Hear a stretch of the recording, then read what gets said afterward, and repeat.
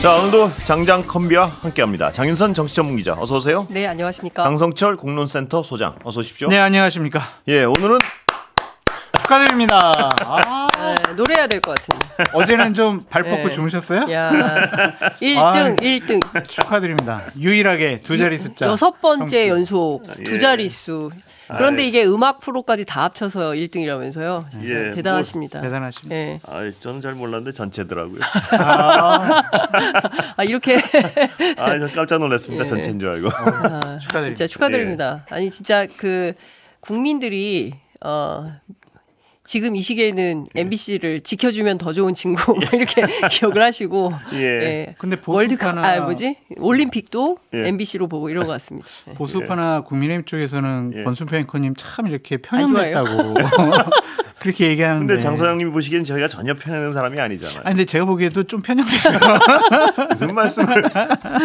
저같이 객관적인 사람이 어디 있습니까? 그래서 조금 제가 보기에도 조금 아주 조금 칭찬으로 하겠습니다. 네. 자, 최상병 특검법이요. 야당은 또 발의했는데 김건희 여사 관련을 넣어서 강화한 거죠? 아니 근데 예.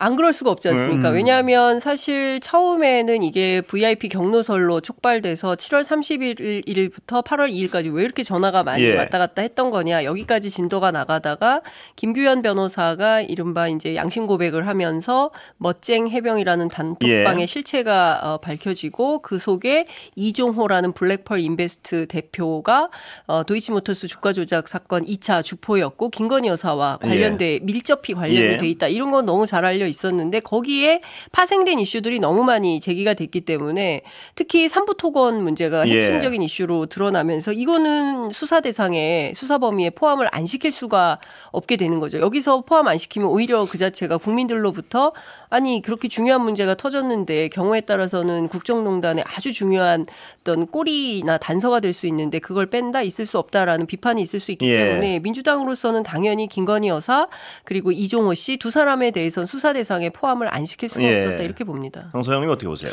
뭐 야당의 입장은 충분히 이해하는데 뭐 그게 만약 제가 이제 야당 쪽 패널이더라도 그게 맞다라고 얘기할 것 같아요. 근데 현실적으로 이러면은 어쨌든 국민의힘은 또 반대할 거고 대통령은 또 거부권 행사할 거고 그럴 거란 말입니다. 그래서 과연 민주당이 통과의 의지가 있느냐 그런 것은 좀 한번 생각을 해봐야 될 것 같고 일단은 천하람 개혁신당 의원이 11일 날에 그 주에 민주당 의원들 몇 분과 함께 한동훈 당대표가 원하는 제3자 추천 특검법안을 발의한다고 하니 그것을 갖고 이제 여야 간 협상도 하고 민주당 같은 경우에는 이제 또 한동훈 대표나 국민의힘을 공격할 수 있는 소재로 활용을 하겠죠. 그래서 이제 공은 다음 주 되면 한동훈 당대표에게 넘어갔다. 그렇게 보여집니다. 지금 여당으로서는 받을 수 없는 법이란 말씀 외에 지금 야당이 제기한 법안 자체에 대해서는 어떻게 평가하십니까? 저요? 저도 뭐 장윤성 기자님 말씀처럼 이런 국민적인 의혹이 있는데 제대로 김건희 여사 포함시킨 거나 이런 거에 대해서는 저도 당연히 해야 된다고 생각이 들어요. 이 질문은 혹시 편향적입니까? 상식적입니까? 이 질문이요? 역시 기자십니다. 이 질문은 뭐 편향된 것 같지는 않습니다. 전 늘 이기로 했습니다. 그러니까 이제 국민적인 의혹이 있는데 제대로 뭐 어떤 사정기관에서 수사를 한다거나 권력을 통해서 좀 막으려고 하는 모습 보이잖아요. 저는 최고 권력자라면 보다 더 엄격한 법적인 잣대가 들이대어져야 한다. 그런 생각을 갖고 있거든요. 의혹이 있으면 당연히 해야죠. 특히 권력을 갖고 있으면. 특히 이종호 씨 같은 경우에는 이분이 뭐 본인이 허언증 환자인 것처럼 스스로 막 만들었지만 그렇게 보기에는 최근에 터진 그 관세청 관련된 그 세관 마약 사건 수사 외압 관련해서도 여기에도 그 이종호 씨가 등장을 대목마다 다 등장을 하죠. 길목마다 지금 이종호 씨가 등장을 하고 있고 그리고 이종호 씨와 김건희 여사는 뭐 15억 정도 되는 금액을 서로 그 뭐 꿔주고 뭐 이런 정도로 그리고 아주 오래 전부터 뭐 애기였는데 영부인이 됐다 이런 표현을 쓰는 정도로 관계는 굉장히 오래되고 깊은 걸로 보여요. 그래서 중요한 건 나와서 좀 해명을 하면 좋겠는데 여러 청문회에 계속 증인 요청을 하고 있지만 이분은 안 나오고 있고요. 공수처에서 조사를 한 차례 받았다고는 하는데 그다음에 어떻게 됐는지에 대해서 전혀 알려진 바가 없고 그리고 공교롭게도 공수처 거에 조사받으러 김규현 변호사가 10시간짜리 녹취록 뭐 이런 등등을 갖고 들어갔는데 실제로 가보니까 수사검사가 이종호 변호인이었다더라. 뭐 이런 상황이 이제 계속 국민들께 알려지고 있기 때문에 관련된 의혹이 지금 꼬리에 꼬리를 물고 계속 확산되고 있어서 저는 이런 의혹을 조기에 뭐 종식시키는 차원에서라도 이 수사 대상에 포함시켜서 특검하는 것은 너무나 당연하다. 문제는 한동훈 대표가 국민의힘 내부를 설득을 해야 되지 않습니까? 지금 의원 전체가 특검법의 티귿자도 꺼내는 것에 대해서 굉장히 알레르기 반응을 보이고 있고 이 자체에 대해서 인정하지 않고 있기 때문에 뭐 저 장수영 말씀대로 12월까지 설득할 수 있는 기한을 달라. 이거는 그 자체로 진정성이 없어서 불가한 영역으로 보여요. 민주당도 좀 선택해야 될 포인트가 있을 거예요. 그러니까 뭐냐면 제3자가 특검을 추천을 하면 과연 이 사건이 제대로 밝혀질 것인가, 의지를 갖고 수사를 할 것인가, 그런 거에 대한 의구심이 있기 때문에 민주당은 야당이 추천을 해야 된다라고 생각을 하고 있잖아요. 그거는 대통령이 계속 거부권을 행사할 거고요. 국민의힘은 결사적으로 반대할 거예요. 그렇다면 개혁신당이 뭐 발의를 하는 제3자 추천안에 대해서 그래 만족스럽지 않지만 일단 특검을 시작해 보는 게 낫지 않을까? 무엇이 옳은 것인가? 그거를 좀 판단해 보셔야 될 때가 올 것 같아요. 그러니까 괜히 특검을 했는데 흐지부지 돼가지고 밋밋하게 수사해가지고 윤석열 대통령과 김건희 여사에게 면죄부를 주는다. 그건 또 민주당으로서는 받아들이기 어렵잖아요. 근데 계속 앞으로 3년 동안 이거 특검법안은 발의되고 거부되고 그렇다면 최상병 관련된 여러 정황적인 증거들 다 없어지고 증언들이 바뀔 수 있고 그럼 이게 과연 실체 규명하는 데 도움이 될 것인가. 개혁신당이 법안을 내놓으면 여당은 설득할 수 있나요? 내부는? 아니 근데 한동훈 대표가 본인 입으로 얘기를 했잖아요. 제3자 특검법안 이거 우리가 검토하고 우리가 발의를 추진하겠다라고 얘기를 했잖아요. 그분들이 원하는 걸 했는데 그분들이 반대할 명분이 없잖아요. 아니 원내에서는 또 얘기가 달라서요. 그러니까 달라도 투표를 하게 되면 이탈표가 나올 수가 있겠죠. 이거는 이렇게 떨고 가는 게 맞다라고 생각하는 분들도 있을 거란 말이에요. 저는 이렇게 생각하거든요. 그러니까 대통령의 거부권을 상수로 놓고 어쩔 수가 없다. 그렇기 때문에 어떤 타협안을 만들어야 된다. 이것은 방법론적으로 옳은 것 같지는 않습니다. 그러니까 대통령이 지금 뭐 소위 얘기해서 이해할 수 없잖아요. 국민적 의혹이 이렇게 크고 지금 몇 년째 수미일관하게 국민들이 이거 특검으로 통해서 의혹을 규명해라라는 요구가 있는데 그거를 그냥 깡그리 무시하고 있는 거거든요. 그러니까 어떻게든 대통령이 이 특검을 야당이 요구하는 특검을 받아들일 수 있는 정치력을 발휘해야 되는 상황에 있다고 좀 생각을 하고 그런 측면에서 이렇게 고집만 부리고 절대 안 돼라는 방식으로 버티는 것을 용인해서는 안 된다라는 생각이 좀 드는 거예요. 그럼 어떤 방법이 있냐. 그러니까 결국에는 국민 여론이 굉장히 중요하다고 생각을 여론 신경 하고요. 안 써요. 저분들 여론 신경 안 쓰는 거 아시잖아요. 그러니까 휴가 가시는 거 보니까 그렇게 나던데. 그러니까 진짜 이게 무기력해지는 거예요. 그러니까 민주당 안에서도 의원들이 어떤 방법이 있겠냐, 뭐 서로 이제 토론도 하고 좋은 방법이 뭐냐, 이렇게 열심히 하는데 안 되는 이유가 뭐냐, 이제 이런 갑론을박들이 있는 것은 사실인데 그렇기 때문에 저는 조금 더 국민의 여론을 조직하고 대통령을 압박하고 안 받으면 안 되는 상황을 만들어가는 게 중요하다 이렇게 생각합니다. 어렵더라도 그 길이 좋다. 이전에 대통령과는 다른 리더십과 그렇습니다. 정치적인 판단력을 갖고 계신 것 같아서 그게 편향된 거예요. 중립을 잡아주셔야지. 아니 보수 패널에 전적으로 동의한다 그러는데 왜 저한테 왜 편향되게 왜 동의를 하세요? 그래서 이게 여론의 압박이 있다라거나 국민이 90% 찬성하더라도 거부권을 행사하지 않을 거다라고 생각하기는 어려운 것 같아요.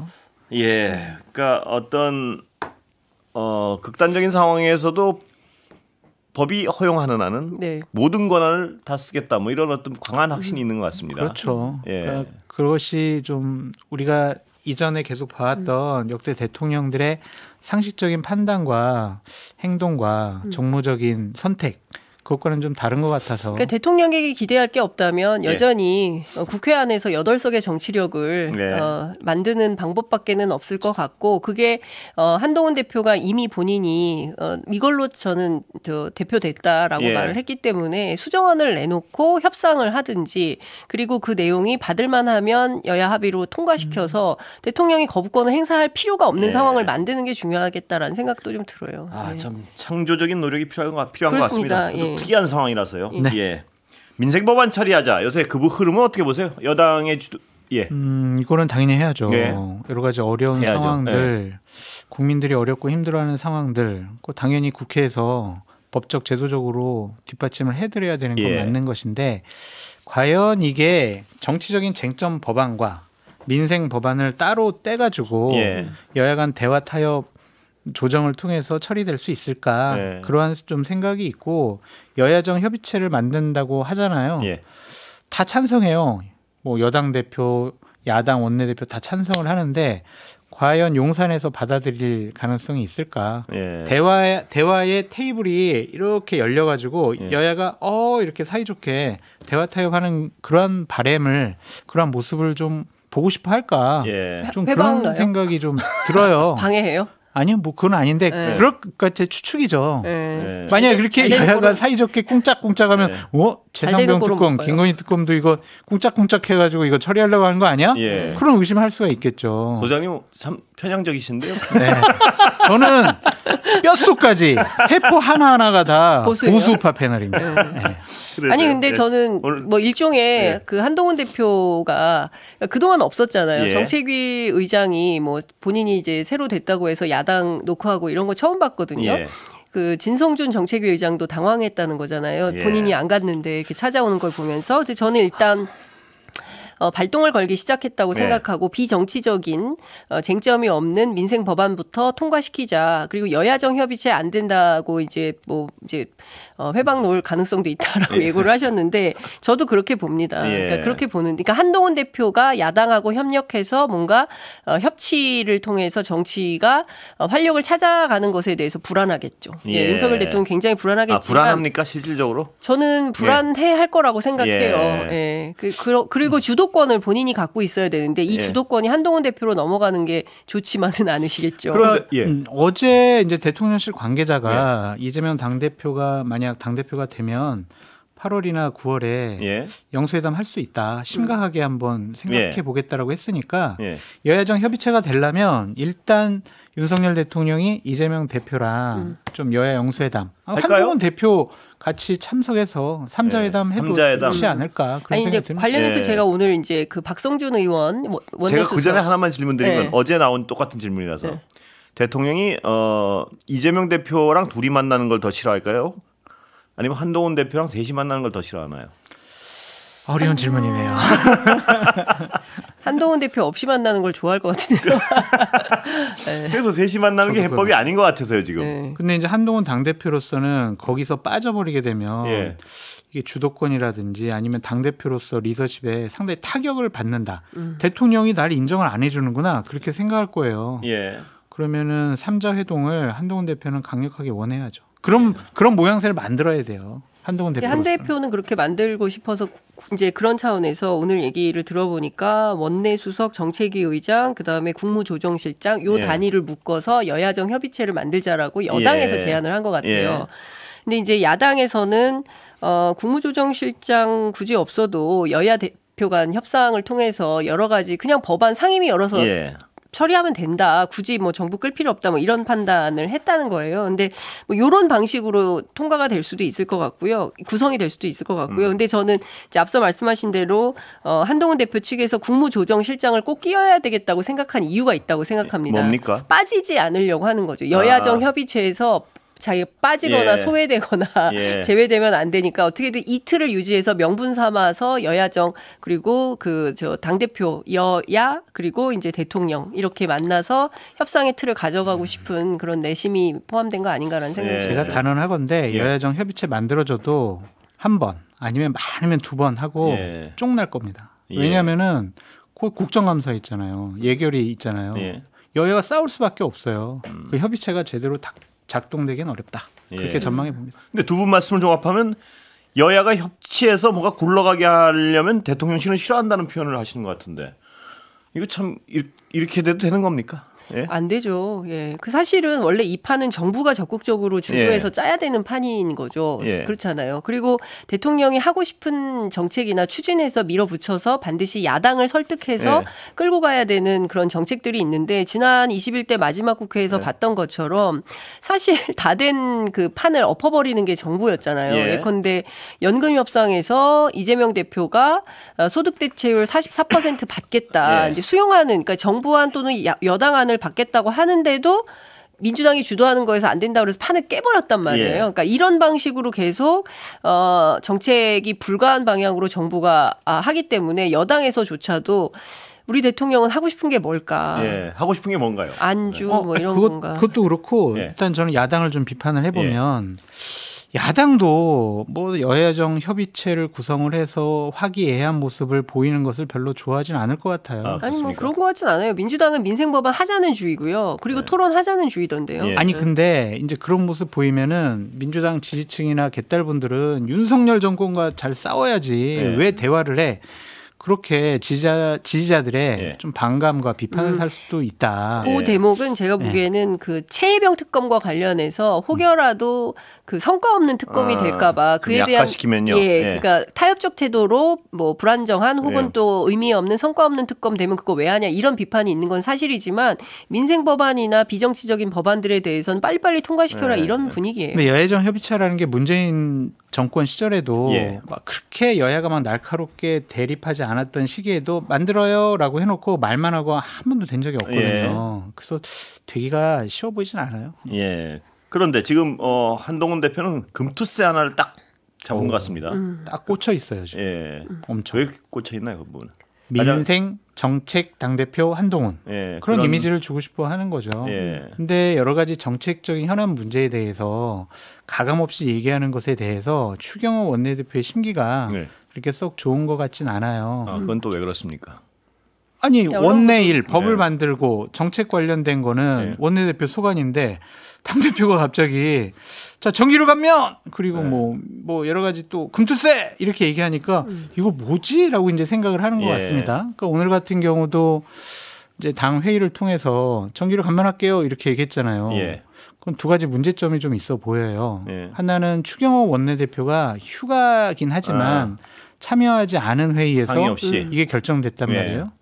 그리고 또 하나 문제점은 저렇게 예산이 들어가는 부분은 당정 협의를 하고 그 자리에서 당정이 합의해가지고 딱 발표하는 거예요. 근데 지금 당정 협의가 안 돼 있거든요. 지금 열심히 하고 있대요. 거의 다 됐대요. 이것은 발표하는 프로세스랑 좀 달라요. 그래서 정부 쪽에서도 이거 뭐지? 이렇게 그냥 막 질러도 되나? 그런 생각을 좀 할 겁니다. 그래서 약간의 갈등의 소지가 있어 보인다. 그래서 저는 한동훈 대표가 민생 챙기는 거 좋지만 이 프로세스를 지켜가면서 하시는 것이 어떨까? 그런 생각도 들더라고요.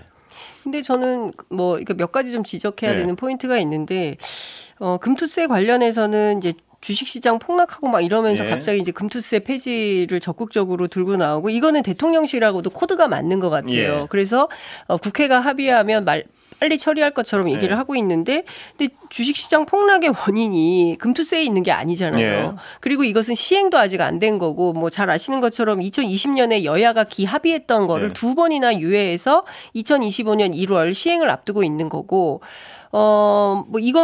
금투세 때문에 주식시장이 활황되고 뭐 안 되고 이거는 아니라는 게 전문가들의 진단이 다 나와 있는데 마치 이렇게 프레임을 잡아가는 것은 잘못 호도하는 거다라는 생각이 좀 들고. 잠깐만요. 지금 장윤성 기자님의 저 말씀은 1,400만 개미 투자자들의 화를 돋구는 얘기다.